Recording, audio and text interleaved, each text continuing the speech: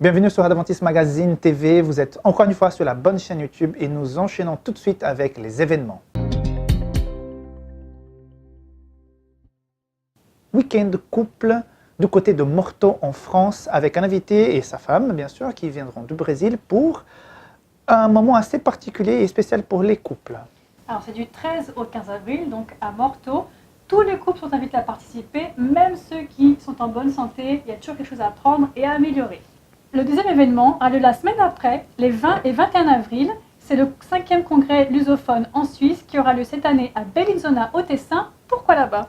Parce que l'église de Bellinzona a commencé à peine 2 ans et puis pour soutenir cette nouvelle communauté, ce congrès aura lieu là-bas. Et le samedi après-midi, tous les participants seront invités à aller partout dans cette ville pour pouvoir apporter une littérature dans chaque foyer.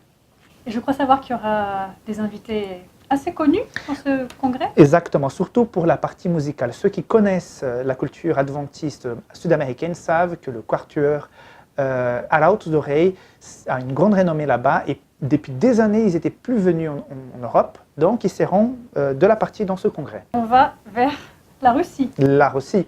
Je pense que vous savez que depuis 2 ans, il y a un groupe russophone qui s'organise, qui se rencontre régulièrement dans la fédération du côté de Bienne. Et voilà, pour la 2e année de suite, ils vont avoir leur week-end. Ça va se passer où, Nice? Au Diableret, donc en Suisse, du 13 au 15 mai, avec une invitée spéciale. Je vais essayer de ne pas écorcher son nom. Lydia Neikous, qui est une psychologue qui a longtemps travaillé à la division et qui est très connue parmi les adventistes et très appréciée. Alors, si autour de vous, dans vos églises ou peut-être dans vos relations amicales, vous avez des russophones, n'oubliez pas de les faire part de cette rencontre.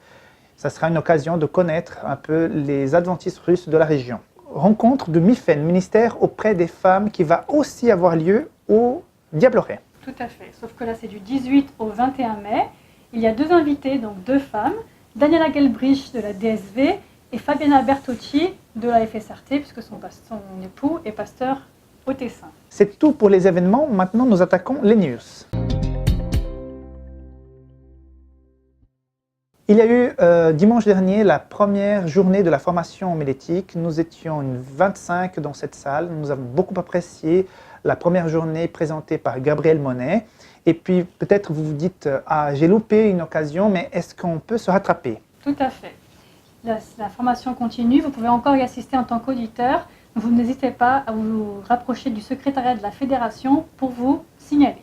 Sabbat dernier, il y a eu lieu mondialement connu déjà, donc le Global Youth Day, et nous étions dans les rues dans 3 villes différentes, Genève, Lausanne et Neuchâtel.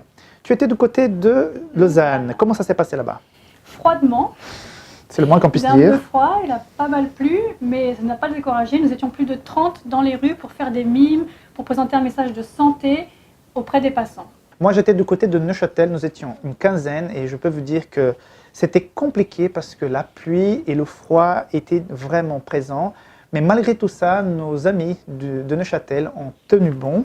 Nous avons pu installer 2 tentes et une fois que nous étions un peu protégés, couverts, on a pu témoigner. Donc il y a eu des enfants, des adultes qui sont passés. Ça s'est vraiment très très bien passé. Du côté de Genève, nous avons eu de très bons échos. Ils étaient une 60aine là-bas.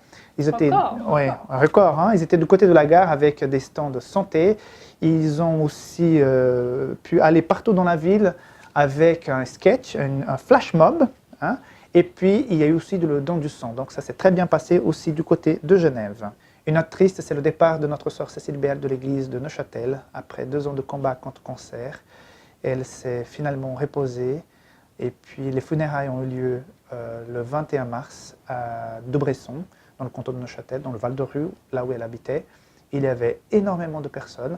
Si vous voulez connaître davantage le témoignage et l'histoire de Cécile, il y a donc dans la description de cette vidéo un lien par rapport à son témoignage qui est d'ailleurs très beau. Et nous pourrons penser à cette famille dans nos prières. Maintenant, place au focus.